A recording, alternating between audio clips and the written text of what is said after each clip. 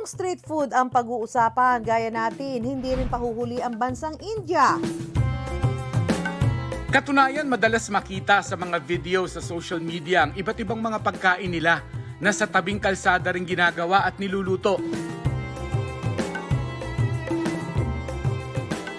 Pero mayroon daw silang pagkain na nakaka-challenge kainin dahil literal na umaapoy ito kapag isinubo.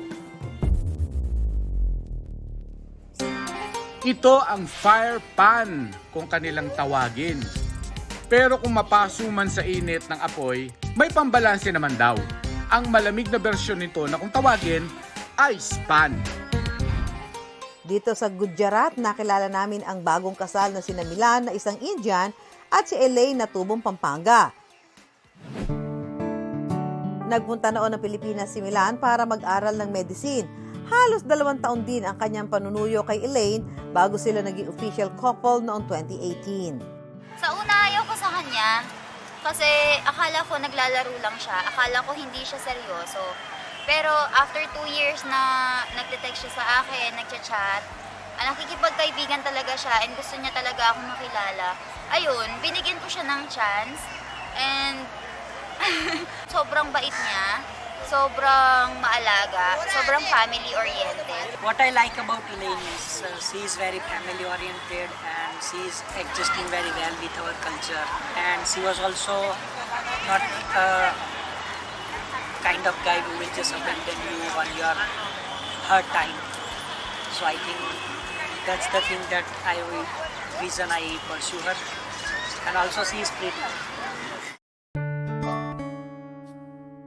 At nang magpunta sila sa India noong 2019 para magbakasyon, si Milan nag-propose kay Elaine sa harap lang naman ng pamosong Taj Mahal.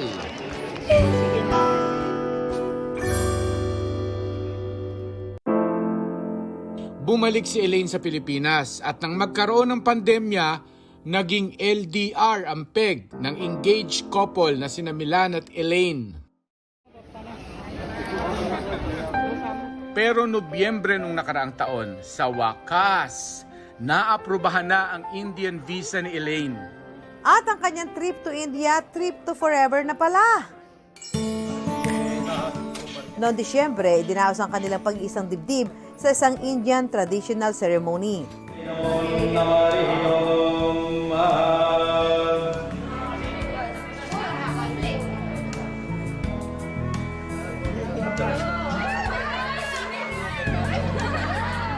Sa ngayon, pinag-iisipan nilang magtayo ng hotel-restaurant malapit sa Statue of Unity, na siyang pinakamataas na statue sa buong mundo. May property kasi rito ang pamilya ni Milan.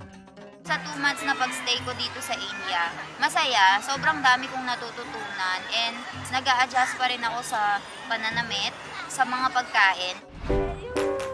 Pero dahil mahigit 2 buwan pa lang nakatira si Elaine sa India, excited siyang tuklasin ang iba't ibang Indian food bilang preparasyon sa itatayong negosyo. Mula Gujarat, dumayo sila sa lungsod ng Surat para mag-food trip. First on the list ang tinatawag nilang ice gola na pwede raw kainin ng 10 katao. Una munang dudurugin ang blokeng yelo, lalagyan ng syrup, chocolate at cream milk. Lalagyan din ito ng almond at cashew nuts, dried fruit at syrup na pampatamis. Wow, guys! Tingnan nyo, ang laki! Perfect na perfect to pag summer. Sobrang sarap. Indian halo-halo. Para siyang Indian halo-halo. Pasabog naman ang susunod na food experience ni Elaine. Ito ang sikat na volcano pani puri, isang fried dough balls at nilalagyan ng stuffing. Agaw pansin ang malaking bulkan na pinaghahaluan ng stuffing. Gawa ito sa smashed potatoes na may maraming masala spices. Ito, try na natin ang panipuri nila. Masarap siya. Hindi siya maanghang. Hindi rin saktong-sakto sa panlasang Pilipino. Lasang-lasa mo yung patatas. Medyo manamis-namis siya. At syempre, ang pinaka-target ni Elaine na tikman, ang nakakalapnos labing Indian food. Dinayo nila ang pinakasikat na tindahan ng fire pan. Hello. What would you like to have? I would like to have one fire pan, please. Fire pan. Ah, Right. yes, It will burn your mouth. It's okay. I am That's willing to okay. try. Kung tutuusin, hindi ito niluluto. Ang dahon ng pan o betel leaf, papahira ng flavorful extract.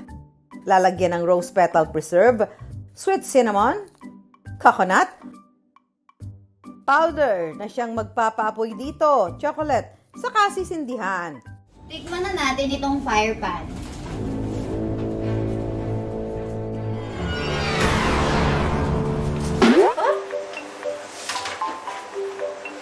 Si Elaine mukhang napaso agad sa unang subo pa lang. Ang hirap kainin ng leaves niya, pero alam na alam mo na may meat sa loob. Bilang pangontra naman sa init at anghang, sunod na titikman ni Elaine ang ice pan. Tikman natin.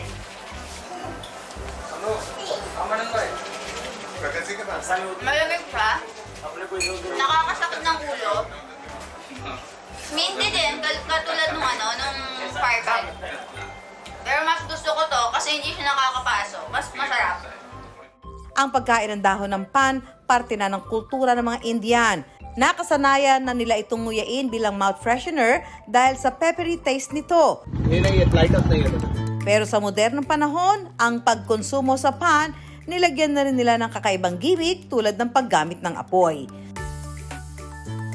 Mukhang mission accomplished ang Indian food hunting ni Elaine kasama ang kanyang supportive husband.